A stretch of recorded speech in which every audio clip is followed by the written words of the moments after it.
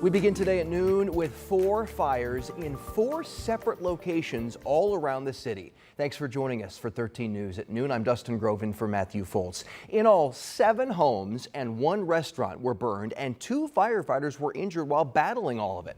So the first fire started last night just after 9:30. Firefighters were called to a home on Celigo Drive.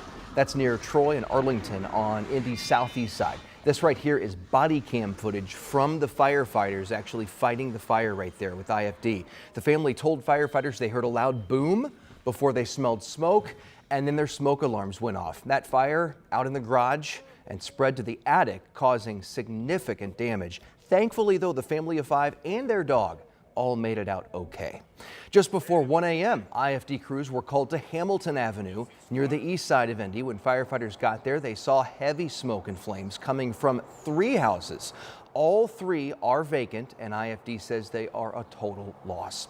A couple hours later, around 3:45 this morning, IFD crews were called to 20th and North College Avenue, where a fire spread across 3 homes there. IFD believes the main 2 houses were vacant, another home unoccupied at the time of the fire. Several crews battled that fire and smoke for hours, leaving 1 firefighter with slight injuries. And finally, just after 6 this morning, this fire at Sunshine Breakfast House and Grill. This is on West 38th and Moeller Road. It's on the northwest side. Firefighters found flames on the roof, but were able to get it all under control. IFD says there were working smoke alarms, and thankfully no injuries reported there. The cause of all of these fires under investigation. We'll keep up with that, let you know when we learn more. This afternoon, we're learning a person has died after their truck went into an east side retention pond. Metro Police say somebody reported it around 7 this morning near 42nd and North German Church Road. IFD divers pulled the person from the pond, who was then rushed to the hospital in critical condition. Sadly, they did not survive. We'll update you once we learn more. I was crying. It was relief. It was, we need to get home now.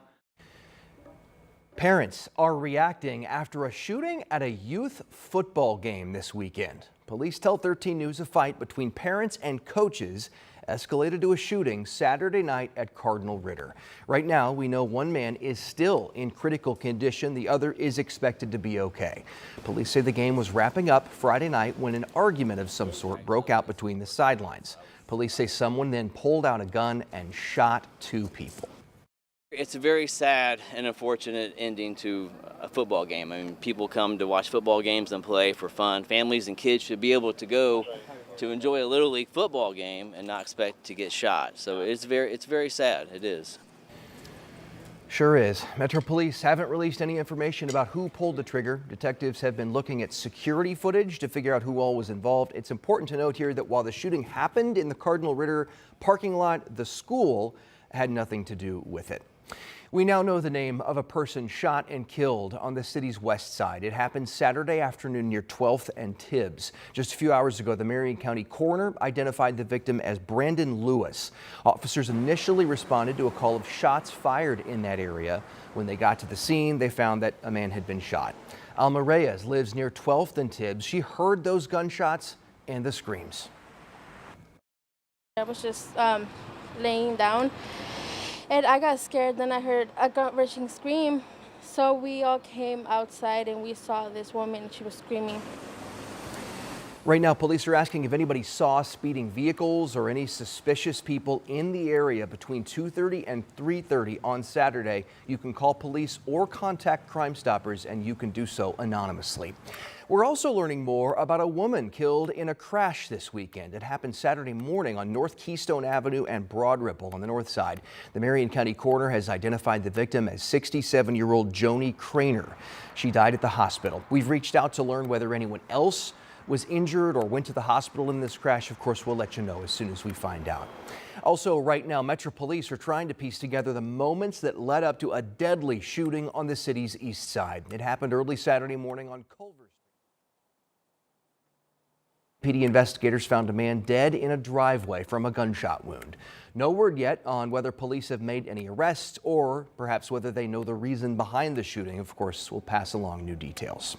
Well, today, all eyes are on Hurricane Milton. There is that massive storm system right there. Just a few minutes ago, it strengthened. It is now a strong Category 5. Sean, you're tracking this thing as it heads really straight for the Florida Gulf Coast. Yeah, it's going to make and it's the angle of approach. That is key here. We don't see hurricanes come in on the western side a lot like this. So let's show you what's going on and give you the latest statistics. Hurricane Hunter aircraft flying all around this thing in the southwestern Gulf. All right, so we show you the Saffir-Simpson scale. Latest sustained wind of 160 miles per hour. So Category 5, rapid intensification. Lindsay was talking about that this morning on Sunrise, and indeed, that's the case. It will weaken, expected to be a Category 3 weaken, but we're still talking about a very dangerous hurricane when it makes landfall. So the Hurricane Hunter aircraft going through the eye, going around the hurricane, all of that data gets ingested into computer modeling to help the forecasters fine-tune the timing, the intensity, and location of landfall here. 160 mile per hour wind, east-southeast movement right now. So that's going to put it on the Yucatan northern coast here in the coming 24 hours before it eventually makes a turn to the northeast. This is the latest track from the National Hurricane Center here. So we're going to get some rough scenes out of this along the Yucatan Peninsula.